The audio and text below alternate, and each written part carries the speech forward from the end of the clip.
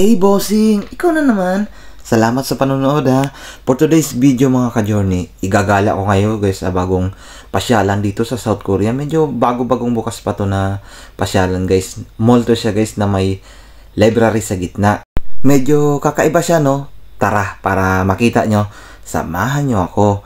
Nagsubway nga lang ako dito guys. Medyo malayo-layo din kasi sa amin to. Mga nasa 1 oras din ang biyahe pag subway. Pag tinaksi mo naman medyo pricey. Kita mo naman yan guys, yung tanawin. Pagpapunta ka doon, para ka nang sa probinsya. Kaso sa amin sa probinsya, walang train. Para ka palang nakasakay sa kabayo. At eto na nga guys, nakarating na tayo sa ating pupuntahan. Kaso nga guys, maglalakad ka pa ng medyo mga ilang minuto din. Malayo-layo din siya guys. At yan nga yung bubungad sa'yo guys. Yan yung harap ng mall. At yan tayo sa loob pupunta. Pagpasok mo pa nga lang guys, mapapa-A ka na lang talaga. At maraming sale nga pala dito guys. Kung mahina-hina ka ngang mag-budget dito guys, ay siguradong mabubudol ka. Kasi mura ang mga branded dito guys, gawa nung summer sale nila. Ang pakay naman talaga natin dito guys, ay yung library. Yung laging nadaan sa wall ko, sa TikTok, sa Facebook. Sabi ko, mapuntahan nga natin to. At parang napakaganda. At totoo nga ang balita guys. Napakaganda.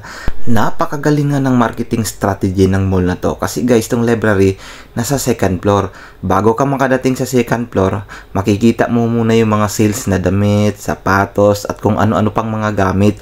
Kaya bago ka makarating dito, makakagastos ka muna. O diba? Ang galing nila mangbudol. Pero sulit naman talaga ang view dito guys, pang Instagrammable. Hindi ka magsisisi, nakakatanggal ng stress kung ano-ano mang iniisip mo. Kakatingin mo dito guys, parang nawawala lahat ng mga problema mo. Kaso nga lang, pag uwi mo, siguradong may bit-bit ka na at siguradong mapapabili ka. Bali sa gitna nga pala to guys, at 4 na floor ang nasasakupan ng library ito. Marami nga din nga nagbabasa dyan guys, siguro nagre-research din sila. Aba guys, syempre kung papunta ka pa lang ng South Korea or nasa South Korea ka na, kailangan mong mapuntahan to. Isa to sa mga sikat ngayon dito guys sa South Korea. Kung medyo malayo naman to sa iyo guys at malapit ka lang sa Seoul, meron din namang sa Seoul na kahawig nito guys. Starfield Mall din siya guys na may library din sa gitna. Pero nasa COEX lang siya guys, nasa Seoul yon. At dito na side guys ang tinatawag na nakakagutom side, kasi guys kainan yan. Naamoy mo talaga yung amoy ng pagkain, parang ang sarap-sarap. At inakyat nga natin guys ang pinakataas nito para makita natin yung baba at yung magandang view talaga guys. Dito sa taas guys, kita mo naman yung mga tao dyan guys, ang liliit na, nakakatakot mahulog. Yung mahulog sa maling tao, ay aroy, sino ba naman nahulog dyan sa mga maling tao? Maraming salamat guys kung napanood mo ang video to. I-like mo naman and share para sa mga video pa nating pagsasamahan dito sa South Korea.